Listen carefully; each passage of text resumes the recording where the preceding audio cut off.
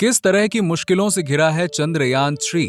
आखिर किस तरह का चैलेंज है 31 जुलाई और 1 अगस्त के दरमियान? उसके बाद 5 दिन तक किस तरह के खतरों से गुजरेगा चंद्रयान-3? चांद पर लैंडिंग के दौरान और उससे पहले किस तरह के खतरों को पार करेगा चंद्रयान-3? दोस्तों, जानेंगे आज की इस वीडियो में हम ऐसे ही सवालों के जवाब। दोस्तों, चंद्रयान-3 के बारे में हम सभी जानते हैं। चंद्रयान-3 जो कि चंद्रयान-2 का ही नेक्स्ट वर्जन है। इसे धरती के चारों ओर जितना वक्त लगना था वो लग चुका है। 14 जुलाई की दोपहर को सक्सेसफुली लॉन्च होने के बाद चंद्रयान-3 एक एक करके ऑर्बिट से दूसरे ऑर्बिट में एंटर होता हुआ आगे बढ़ रहा है और अपने सभी 5 मैनवर इसने पूरे कर लिए थे, जिसके बाद इसे 31 जुलाई और 1 अगस्त के दरमियान पृथ्वी की ऑर्बिट को छोड़ देना है और फिर चांद के रास्ते पे निकल जाना है। इसके बाद ये चांद तक पहुंचने के लिए 3,84,000 किलोमीटर का लंबा रास्ता तय करेगा और करीबन 5 दिन में ये चांद पर पहुंच जाएगा। उसके बाद 17 अगस्त को प्रोपल्शन सिस्टम लैंडर रोवर से अलग होने के बाद 23 अगस्त को चंद्रयान-3 का लैंडर चांद पर लैंडिंग कर सकता है, जिसके बाद रोवर लैंडर से निकलकर चांद पर चलेगा। दोस्तों, जो कुछ भी अभी हमने आपको बताया ये सुनने में काफी आसान लग रहा है कि इस तरह से चंद्रयान-3 चांद पर लैंडिंग कर जाएगा और आपको भी लग रहा होगा कि वाह, अब तो समझो सब हो ही गया, चांद पे चंद्रयान उतर गया। लेकिन क्या कभी आपने इस बारे में सोचा है कि आखिरकार चांद के लिए लॉन्च होने से लेकर चंद्रयान-3 के चांद पर लैंड होने तक किस तरह की प्रॉब्लम्स आ सकती हैं? क्या आपको अंदाजा भी है कि अगर एक भी चूक हुई तो चंद्रयान-3 मिशन भी फेल हो सकता है? चलिए जानते हैं उन्हीं मुश्किलों के बारे में। सबसे पहले दोस्तों, उन मुश्किलों के बारे में जान लेते हैं जिनसे होकर चंद्रयान-3 गुजर चुका है। अब बात करें इसके लॉन्चिंग को लेकर तो 14 जुलाई दोपहर को 2:35 पर इसरो के आंध्र प्रदेश के श्रीहरिकोटा में स्थित सतीश धवन स्पेस सेंटर से LVM-3M4 रॉकेट के जरिए इसे लॉन्च किया गया था, जिसके करीबन 16 मिनट के अंदर ही इसने पृथ्वी की कक्षा में चक्कर लगाना शुरू कर दिया था। लेकिन क्या आप जानते हैं कि पृथ्वी के ऑर्बिट तक पहुंचने के लिए इसे कितनी मेहनत करनी पड़ी और कितनी तैयारी करनी पड़ी? चलिए जान लेते हैं। दरअसल दोस्तों, इसके पीछे सबसे पहला चैलेंज था लॉन्चर या कहिए कि कैरियर का, जिसने चंद्रयान-3 को अर्थ की ऑर्बिट तक पहुंचाया और फिर इसे वहां पे स्टेबल किया। जी हाँ, हम बात कर रहे हैं LVM-3M4 रॉकेट की। यही वो कैरियर है जिसकी मदद से चंद्रयान-3 पृथ्वी की ऑर्बिट में स्टेबल हो सका, क्योंकि एक वक्त था जब भारत के पास इतने पावरफुल रॉकेट नहीं हुआ करते थे। लेकिन LVM-3M4 रॉकेट ने इस कमी को पूरा कर दी। इसी की मदद से चंद्रयान-1 और चंद्रयान-2 को लॉन्च किया गया था और अब चंद्रयान-3 को भी लॉन्च किया गया है। और इस तरह के मिशन में एक अच्छे लॉन्चर का होना काफी जरूरी होता है, क्योंकि अगर कैरियर में किसी भी तरह की खराबी आ जाती है तो कई बार सैटेलाइट वगैरह की लॉन्चिंग फेल भी हो जाती है। लेकिन LVM-M3M4 रॉकेट के साथ अभी तक ऐसा नहीं हुआ है, शायद इसीलिए इसे फैट बॉय भी कहा जाता है।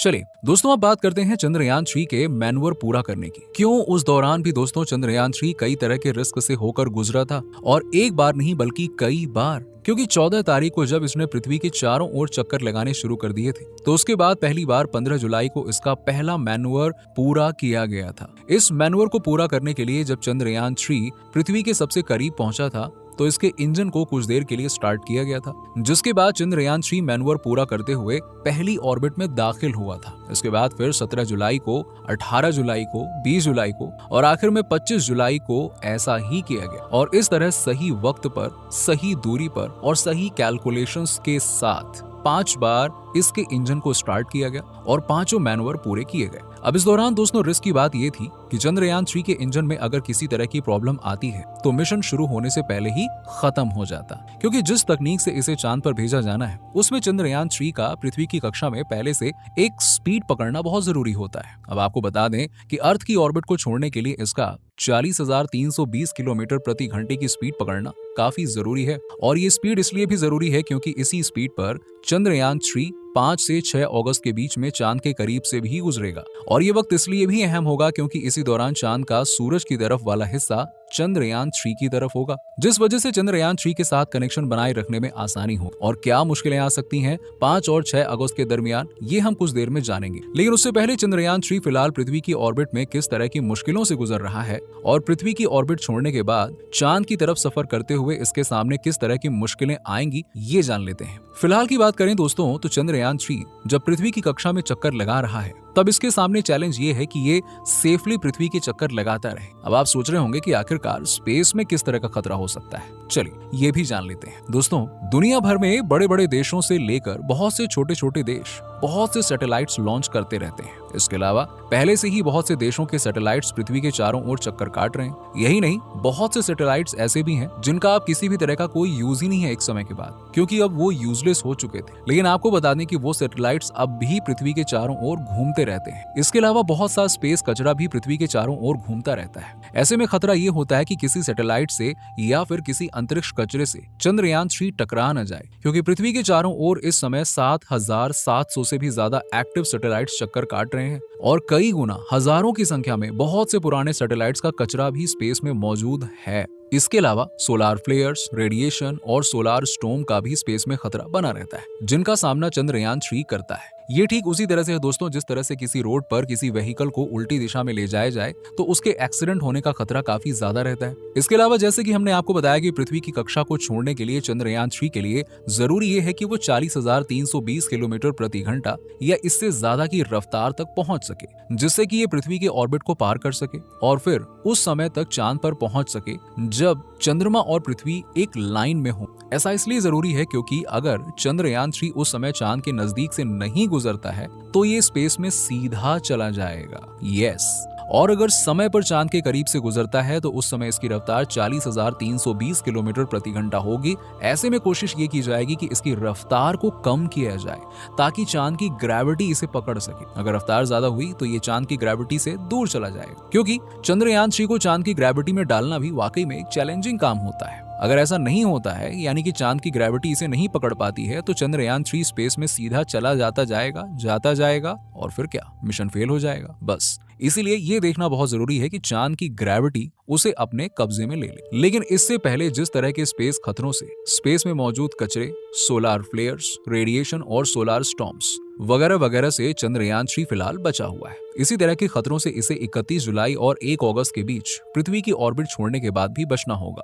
और वो भी करीबन 4 से 5 दिन तक के लिए, जब तक कि ये चांद के नजदीक नहीं पहुंच जाता है और उसकी ऑर्बिट को पकड़ नहीं लेता है तब तक। इससे पहले हम आपको बताएंगे कि चंद्रयान 3 के चांद की ऑर्बिट में दाखिल होने के बाद क्या होगा। इससे पहले ये जान लें कि पृथ्वी की ऑर्बिट छोड़ने से पहले इन 1-2 पॉइंट को जान लेते हैं ताकि आप समझ सकें कि चांद की ऑर्बिट में दाखिल होने के बाद क्या होगा। आपको बता दें कि 25 जुलाई को चंद्रयान 3 ने सक्सेसफुली 5वां मैनूवर पूरा कर लिया था, जिसके बाद चंद्रयान 3 की इस समय पेरिजी यानी कि पृथ्वी से सबसे कम दूरी 236 किलोमीटर और एपोजी यानी कि पृथ्वी से सबसे ज्यादा दूरी 1,27,609 किलोमीटर है। लेकिन जब चंद्रयान 3 ने पृथ्वी के चारों ओर चक्कर लगाना शुरू किए थे तब इसकी पेरोजी 170 किलोमीटर और एपोजी 36,500 किलोमीटर थी, जिसके बाद पेरोजी और एपोजी बढ़ाने के साथ ही इसकी रफ्तार भी बढ़ती गई। अब दोस्तों 31 जुलाई को या फिर 1 अगस्त को एक स्लिंग शॉट दिया जाएगा, जिसके बाद चंद्रयान 3 को चांद की ओर जाने वाले गैलेक्टिक हाईवे पर यानी कि लूनर ट्रांसफर ट्रेजेक्ट्री पर डाल दिया जाएगा और चंद्रयान 3 चांद तक पहुंचकर उसकी ऑर्बिट को पकड़ लेगा और इस तरह से चांद के चक्कर उसी तरह से लगाने लगेगा जिस तरह से ये अभी पृथ्वी के चक्कर लगा रहा है।